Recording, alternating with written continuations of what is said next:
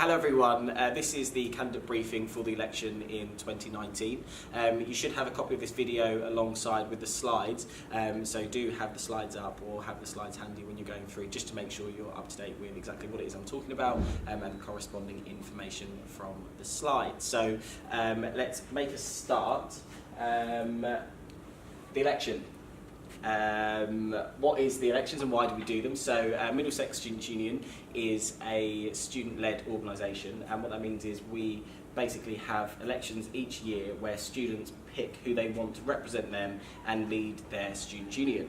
So at the moment we've got 4 full-time officer positions, so they're elected, it's their full-time job to attend meetings with the university to talk about what students like, what students don't like, what they might want to improve.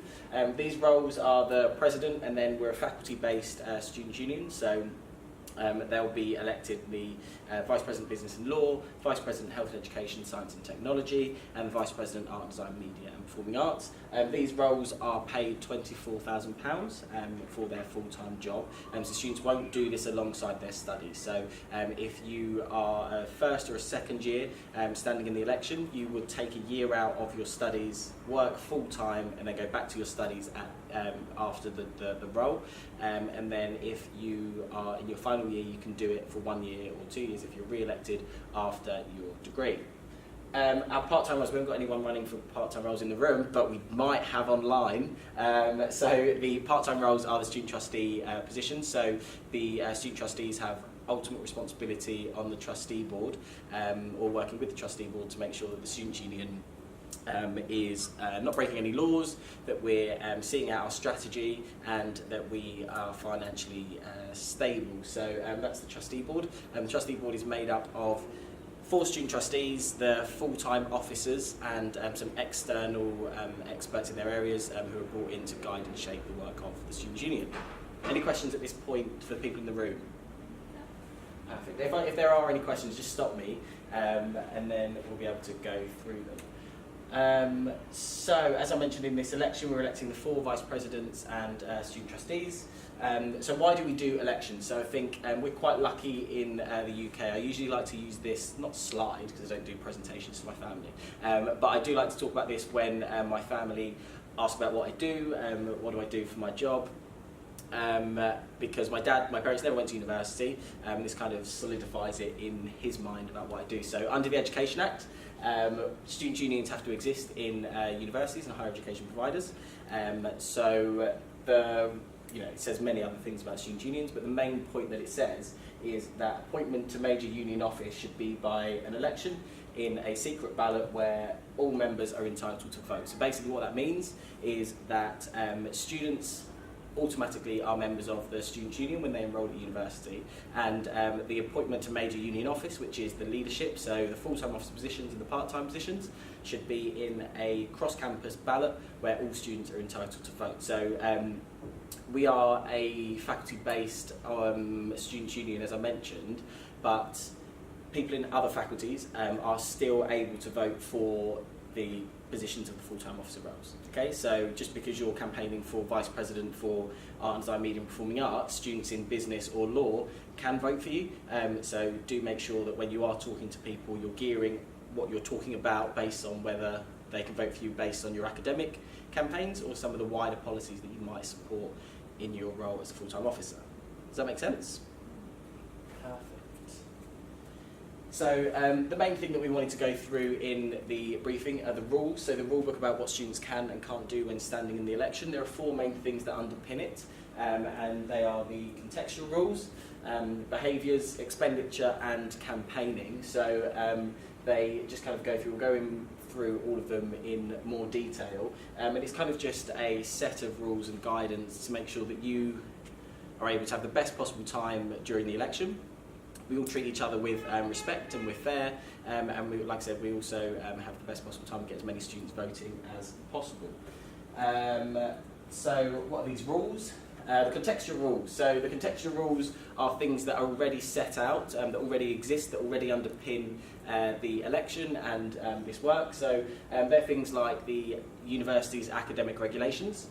So the academic regulations cover things like the printing policy, they cover things like use of the computers, use of the internal spaces and the damage to university property. The Students' Union have an equal opportunities policy around how we treat each other and how we treat our members.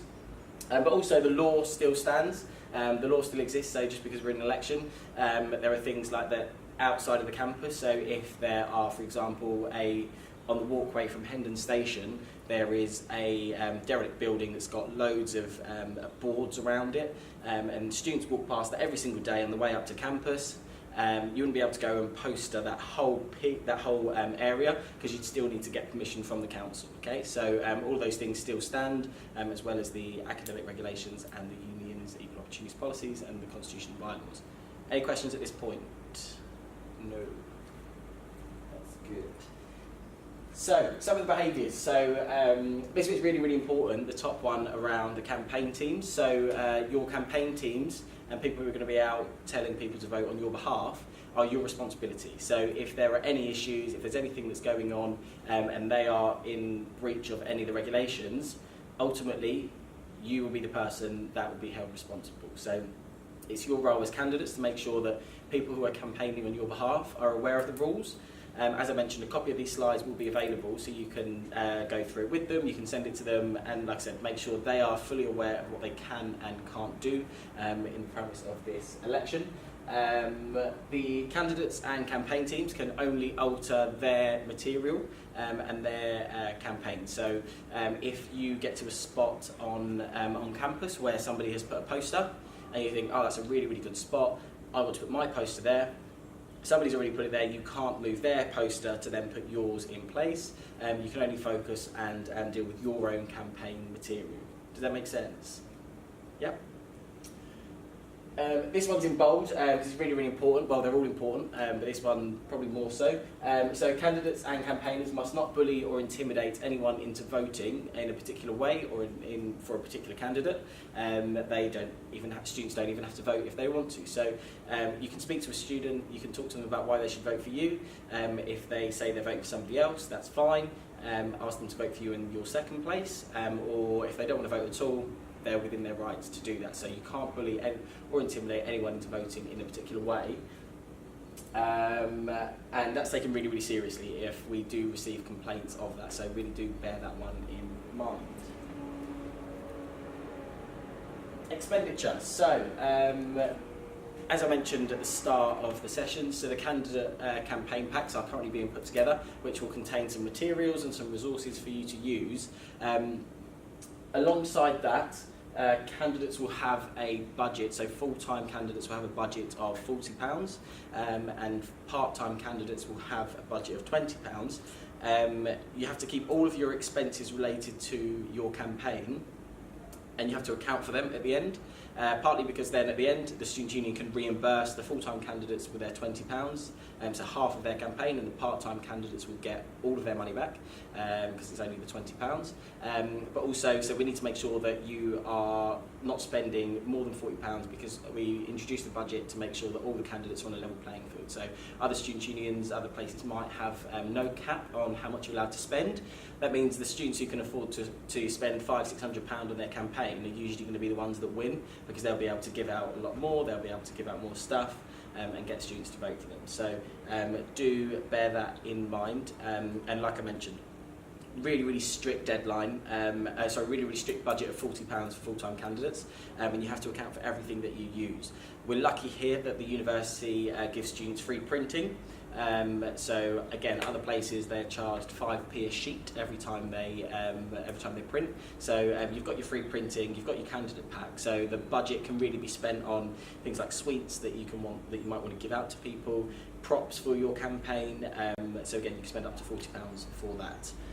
The deadline is for the expenses. You have to submit all of your candidate expenses 1 hour after the polls close. So at 3 p.m. on Thursday, you have to submit all of your candidate expenses, and so that we can account for them, even if you don't spend anything. So even if you think, right, I've got my candidate pack, I've got my my sheets that I'm going to print from the university, I didn't spend anything else, you still have to send us an email and let us know that you didn't spend anything. Otherwise, we can't sign off the election. So the expenses is a really, really important part for signing off that the election has been run free and fairly. So until everybody has submitted all of their expenses, we cannot run any of the elections, we can't do any of the accounts. Even if you might send it in on Saturday, that means results night on Friday, the night before, will not be able to happen because we can't sign off any election until we have all of those expenses. Does that make sense? Is that really, really clear for everyone? Perfect. Materials that are given as freebies. So no materials that are given as freebies can be used in the election unless they're acquired fairly, and all other candidates have the opportunity to acquire those materials as well. So, for example, if you've got a family friend who runs a pen shop and they're able to print "vote for your name" on 1,000 pens and only charge you £1, unless that person is willing to give that same discount and that same price to all of the other candidates, you cannot use those pens for that value in your campaign. By all means, you can go away, you can only spend £1 on these pens, but I will attribute them a cost and a value, and you'll only be able to use up to £40 worth of that material. Does that make sense to everyone? Yeah? Perfect. Candidates cannot pool their resources together. So again, if you've got a family friend who has loads of t-shirts that you can print and actually think, right, I know somebody that's running for president and I'm running for business and law, if you come together, put your £40 together, and then you'll get more t-shirts for a cheaper price, you can't do that, and you can't combine your campaign, you can't have joint campaign material, so you can't have one sheet of paper saying vote for me and then the other sheet of paper saying vote for Andre, for example. That wouldn't be allowed. You have to have your own distinct campaigns, your distinct campaign material, and you can't pool resources together for anything. Okay? So when you submit your expenses, you have to submit your own individual expense forms with your own receipts. Okay? Student groups. Is anyone a part of a student group? Yes, which are you a part of? Okay, cool. Anyone else? Okay, so you would not be able to get, so all of our student groups, societies and sports teams, they have an account as well, so they have funding in their account for their student group activity. They would not be able to spend any of their money on supporting you as a candidate. Okay? Any questions at this point? Okay, whilst we are talking about campaigning and student groups, so you can seek endorsements from student groups that you're a part of and societies and sports teams, and they can then endorse you and say, as the Harry Potter Society, we are supporting Andre in this election. That is allowed, but you have to obtain written permission before that can take place. You don't have to send it to us, you don't have to say, here is my proof, these people are supporting me or endorsing me. It's just that if there is any discrepancies, any challenge to that, you have to be able to evidence where that permission was given. It could be a text, it could be an email, but it has to be written down, okay? Once you have got that permission, you can use their social media, the candidates, the societies. They might have different WhatsApp groups, Facebook pages, Twitter pages. You can use their social media and their social media platforms for campaigning. That includes WhatsApp groups, so you can post in WhatsApp groups. Under no circumstances can you use email lists. So email lists are completely off bounds. There was an update to the law around GDPR and data protection, which means that you cannot use anyone's email list to canvass for votes. Okay? Posters, stickers, promotional materials can only be used on the approved spaces, which we'll come on to later. So as I mentioned before, the university cover things like damage to walls and damage to property in their academic regulations. They're really, really, really hot on the use of internal walls. So there's no point in putting posters up on walls in the corridors unless they're in the approved spaces, partly because the cleaners and the university staff will just go around and rip them off. so nobody will see them, and it would just be a waste of your time and your resources. And also, as I mentioned, because you can't use it on the walls, it would be a breach of the rules, so that would be not allowed. Any questions on any of that? No, that's fine. There can be no campaigning in the library or religious spaces, so people should be free to observe their studies or observe faith without being tapped on the shoulder partway through and said, oh, can you vote for me? I do regular sweeps of these spaces, so I go around the library and have a look at if there's any flyers around. Again, if you I walk into the room and there's every computer at the bay has a flyer saying vote for me, then it will be quite clear that will be considered as campaigning. Also, it involves wearing t-shirts, so if you were walking through the library or in the prayer room, you would need to cover up your campaign t-shirts whilst you're in that space. Okay, so no form of campaigning at all in those two spaces. Purple.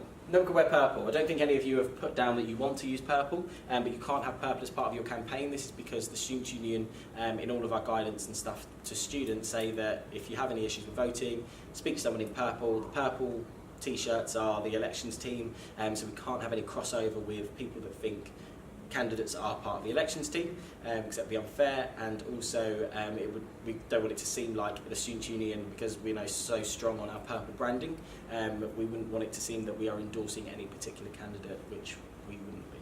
Okay? No purple.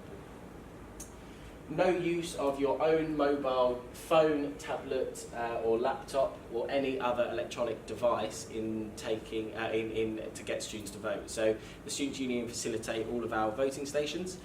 So there's 2 in the Quad, 1 in MDX House and 1 in the Grove, as well as a roaming ballot station. So if you're getting a student to vote, you have to send them to us in order to vote. Students can vote on their own phones, on their own tablets and devices. But the moment that a student pulls out their phone and goes to vote, that becomes a ballot station. So you have to move away from the ballot station and you can't influence their vote at all. And again, this is a really, really serious rule, and we take it really, really seriously when we do have complaints about it. Yeah, do bear that in mind. And as I mentioned, people say, oh, they couldn't log in or they were having difficulties. If anyone has any difficulties in accessing the voting platform, just send them to the ballot station, send them to somebody in purple, and we will be able to help them. Okay?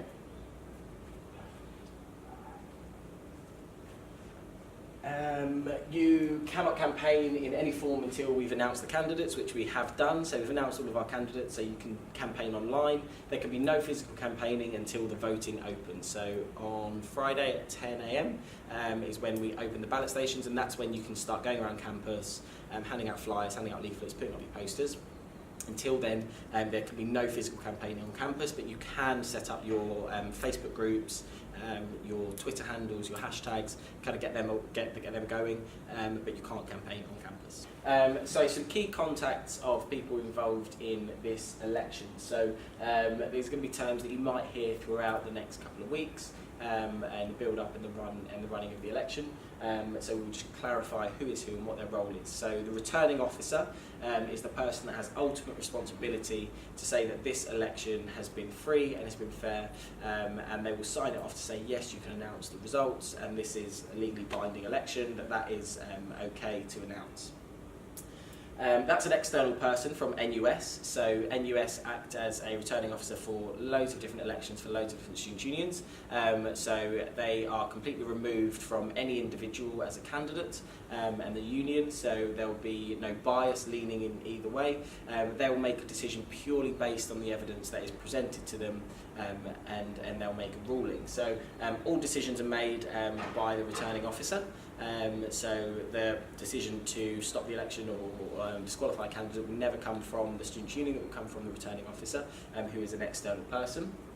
But essentially, because they are this one step removed. As I mentioned before, I have the delegated responsibility to make sure that the day-to-day running of the election is fair. So they devolve that responsibility down to me, and I act as the assistant returning officer.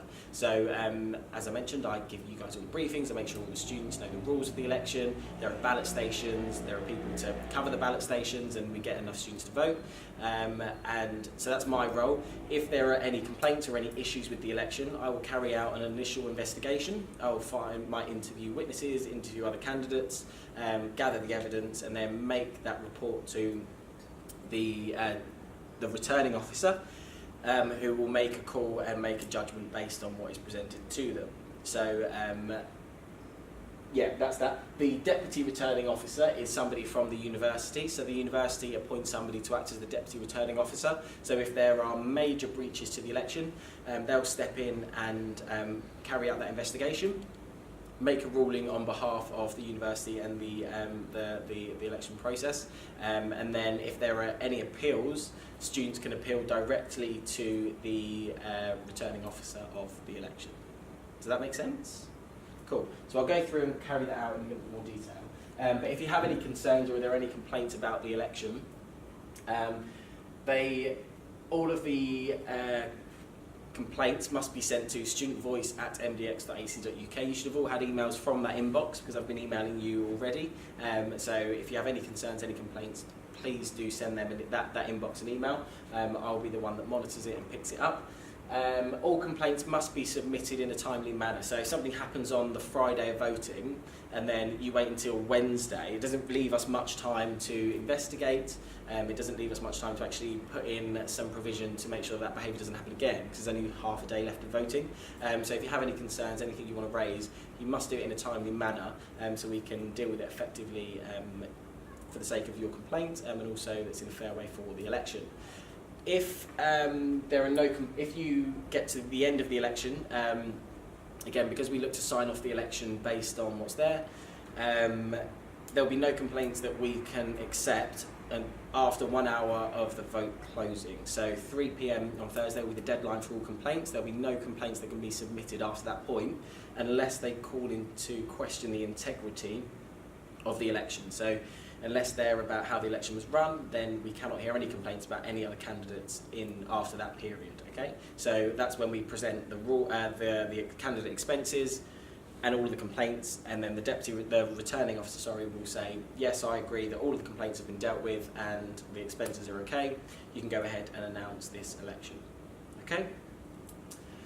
All complaints must be resolved to the satisfaction of the returning officer before any count can commence. So we do it on an online system. I can't even press vote. I can't even press results until I've got the go-ahead from the returning officer. Okay, so really, really important that you submit all of those in a timely manner. Okay. Any questions at this point? Okay, so as I mentioned before, if there are any concerns or if there are any rules that have potentially been breached, all complaints must be received by the assistant returning officer, so that's myself, through the studentvoice@mdx.ac.uk inbox. I will carry out the investigation and then make a report to the returning officer, who will make a ruling, and a decision by the returning officer for minor breaches, as outlined, might be, and this is not an exhaustive list, this is just an example of things that could happen. It might be that we suspend a candidate from campaigning for a certain period of time, we remove candidate campaign material, or we withhold expenses. For major breaches of the election, major breaches, the returning officer will say, okay, this is a major breach, and delegate that responsibility to the deputy returning officer, so the person from the university, who will carry out that investigation, and then they will make a ruling, and then if there are any concerns or any appeals, then the candidates are free to appeal that decision directly to the returning officer. Okay? Again, some examples of things that might happen. So a reorder of the election or a revote of a particular position, or they might decide to disqualify a candidate. Appeals. So, as I mentioned, for serious breaches, the Deputy Returning Officer will make a ruling. Candidates will have 24 hours to appeal that decision to the Returning Officer. The Returning Officer will then carry out the investigation and their ruling is final. Whilst that appeal is taking place, candidates will remain in the election until they are told otherwise by the Returning Officer. Okay? Does that make sense to everyone? So some of the publicity points, we have publicity points on campus, so they're dotted around through Scholars Courtyard, the Grove, and as well MDX House. So we negotiate with the university about where we can put those, so they're really, really tight on where you can put things on the notice boards. So you can only use those approved places, which are those boards, and also there's student notice boards in the Grove for candidates to use. And as I mentioned, if you go around putting things on other walls, they'll just be taken down and you'll be pulled in as a breach of the election rules. Candidate breakfast. So each morning we will facilitate a candidate breakfast for candidates to come in, have a bit of a chat, talk about the day ahead. We can talk about some of the voting numbers, about how many we've got, not necessarily who's winning, because we don't know that, but we will be able to say, oh brilliant, we've had 500 students vote today, that's really, really good. So that will be taking place from 9 AM in the Students' Union, so that's downstairs in the basement of MDX House. There will be free food, so if you come along for that. We'll also be able to give out lecture timetables for all of the big lectures that are taking place. So if you know at 1 PM there's going to be 200 law students standing outside CG 77 waiting to go into their lecture, that's 200 students that you might be able to get to vote for you, so you can go and speak to them and get them to vote. It will also be an opportunity to talk to your coaches, to the elections team about any concerns or anything that might be going on. So do come along to that, that's really good fun. The voting system. Has anyone come across single transferable voting before? Yeah, if you stood in other elections, you might have. It is my favourite form of voting, and believe me, that is a thing. So the single transferable voting means you get to rank your candidates in order of preference. So if you decide that actually I really, really want this candidate to win, and you can rank them as a number one and say actually if they don't win, I'd like this person to win. So if that person then doesn't win the election or they're knocked out, your vote will then be moved over into the other pile of the student that you voted as your second choice, and so on for third and fourth. I think it's a really, really good way when you're going through single transferable voting to have a conversation with students, and they might say, I'm already voting for somebody as my first choice. You can say, that's fine, but can you vote for me for your second choice? And I think it's a really, really good way to, again, be a lot nicer to people that might have already said, oh, they're not voting for me. It keeps it more positive because you can still get some good second or third place votes from that. So just go through and highlight this as an example. The election that was taking place, there are 160 votes. Seeing the introduction of Ron, so reopened nominations is a default candidate in all elections.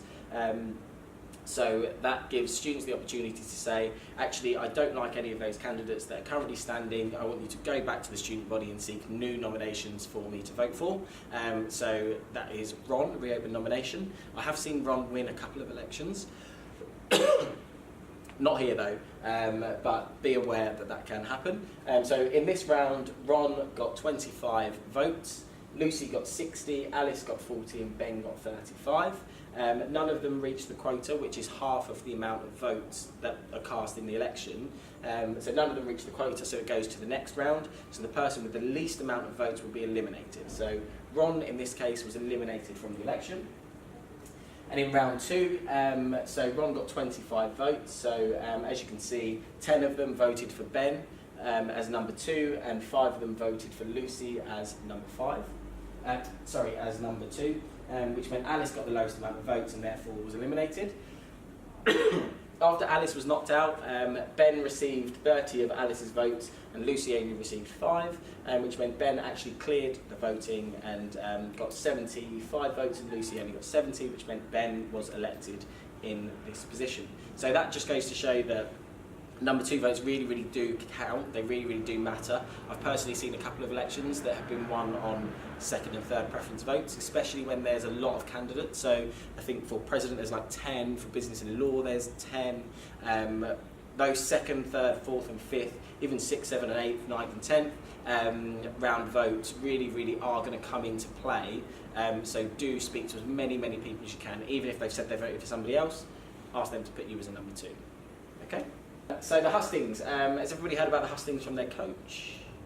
So the hustings will be taking place, so the question time, where candidates, full-time candidates will be invited to the quad on Tuesday the 5th of March from 5 p.m, where we will have an opportunity to the students to question their candidates about what they want to do if they were to be successful in the election. There'll be a 1-minute speech from each of the candidates, followed by questions from the audience.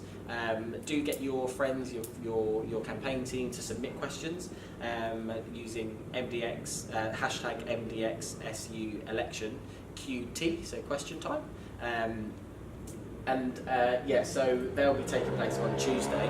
There are development sessions. I don't think there are any more scheduled before then, but speak to your coach about attending and having a chat through some of that content. Again, all the slides will be available for you, so make sure you have a look through those.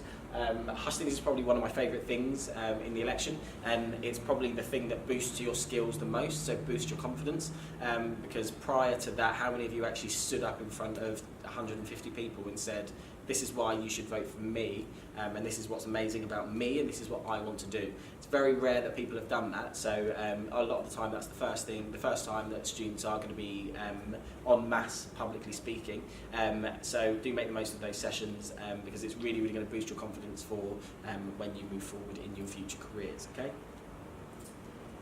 So some of the other stuff that's available through candidate development, so there's manifesto writing workshops, campaigning skills and workshops, public speaking, and through coaching and mentoring we tease out some things around time management. So yeah, do make the most of those. The results night is going to be taking place on Friday the 8th of March from 5 p.m. In MDX House. So come along to that, where we'll be announcing the winners of each of the categories, each of the positions, and it's a celebration of all of the week. It's a really good week. Bring your campaign teams, have a celebration of all the work that they've put in as well, and then, as I mentioned, we'll be making the announcements. There'll be candidate awards as well, so you get an opportunity to vote on who had the best campaign team or who had the best poster, and who's your favourite candidate that's not yourself in the election, and then we'll be giving out the candidate awards there as well. So some of the key dates and deadlines. So voting opens on Friday at 10 a.m, so then you can start campaigning physically.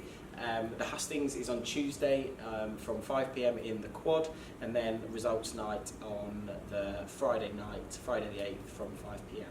Does anyone have any questions at this point? No? Perfect. That's it. Thank you. Thank you for tuning in.